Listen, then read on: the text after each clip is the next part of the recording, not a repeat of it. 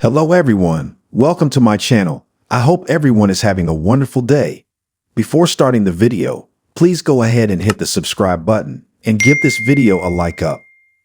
Mac Scorpio on General Hospital is one of the soap's most beloved characters and has been everything from police commissioner to a restaurant owner. Newer viewers might not realize it, but Mac has quite a history in Port Charles. Mac first appeared back in 1991 and has been played by John J. York the entire time.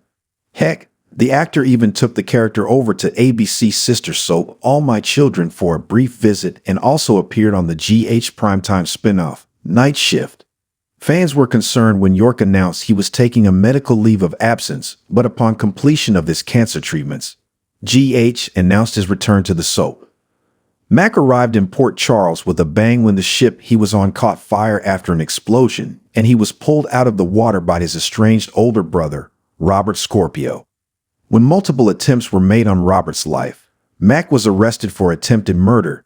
It was revealed that their animosity stemmed from a plane crash that killed their parents and Robert's fiancée years ago, when Mac was the one flying.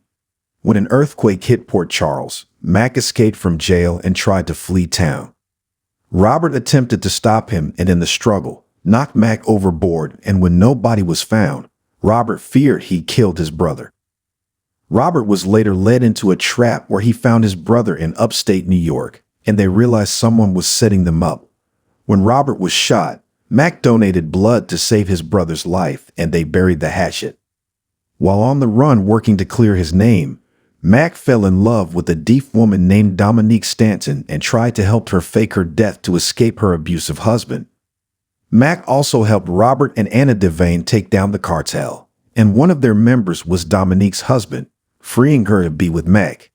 After Robert and Anna were presumed dead in a boat explosion, Mac became legal guardian to their daughter, Robin Scorpio. Eventually, Mac and Dominique's relationship fell apart and they split up. When Felicia Jones returned to Port Charles with amnesia, Mac used his PI skills to help unravel the mystery behind her lost memories. He hired her to work at his restaurant, the Outback, and they began falling for each other.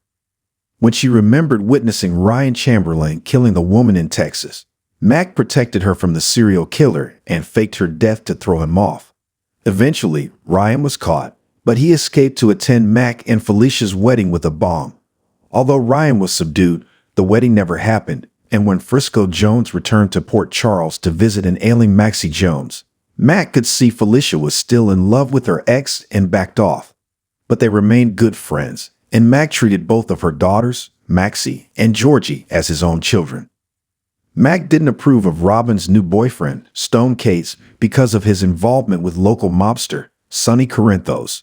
When Robin revealed that Stone had AIDS, and they'd had unprotected sex, Mac was scared and angry, but eventually softened towards Stone. When Robin tested HIV positive, Mac was supportive, and after Stone passed away, he had an AIDS quilt made in his memory. Although Mac had been dating Catherine Bell, she was jealous that he had started spending more time with Felicia and turned down his marriage proposal. Mac became police commissioner and got kidnapped by a woman named Tess, whose missing husband Mac resembled.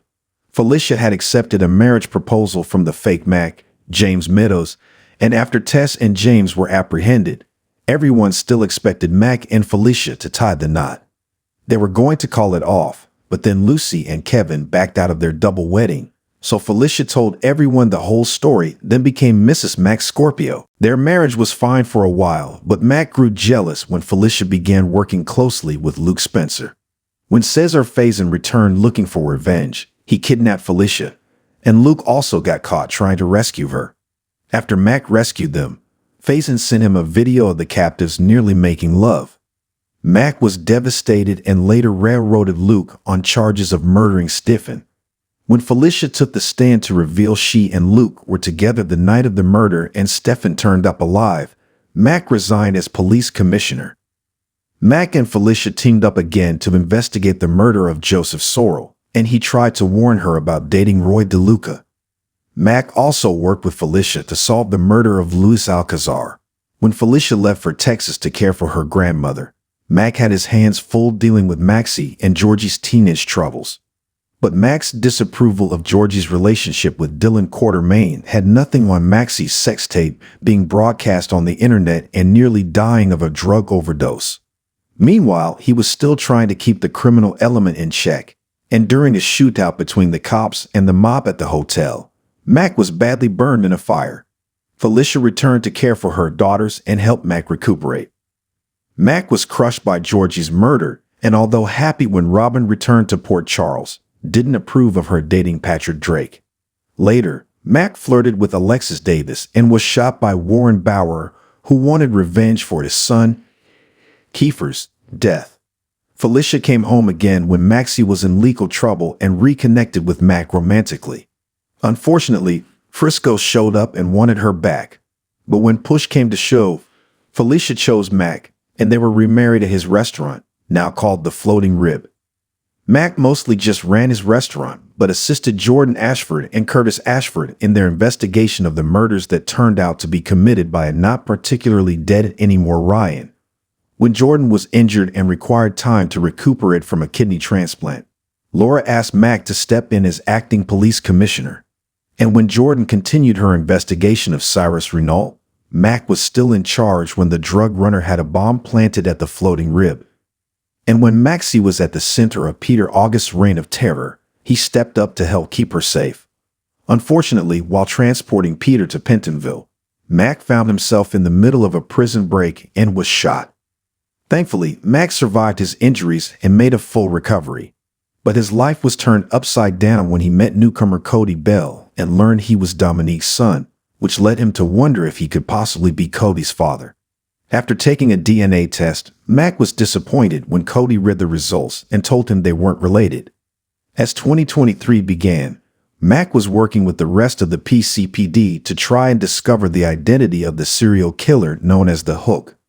As the investigation reached its climax, Heather was arrested for the murders and Mac shot Ryan dead when he went after Ava. He even stepped in as interim police commissioner for a bit. Despite believing he wasn't his father, Mac continued to bond with Cody, who was feeling guilty about keeping the truth from him. However, he had no choice but to keep the secret because Mac was sent out of town in late 2023 on a special investigation. In June 2024, Mac surprised and delighted his family by returning home from his mission. However, things immediately took a turn when Cody finally confessed that he'd lied and that he actually was his son. Mac reacted badly and told James he could no longer take writing lessons with Cody, but after Cody rescued the little boy from drowning after he ran away, Mac softened and agreed to try and get to know the son. When Holly returned, Mac tried to keep his brother from getting mixed up with her again, but Robert couldn't resist his feelings and left town with the British beauty.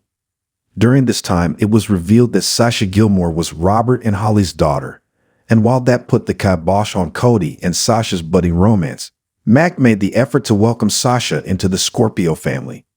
Stay tuned to see how Mac's story continues to unfold.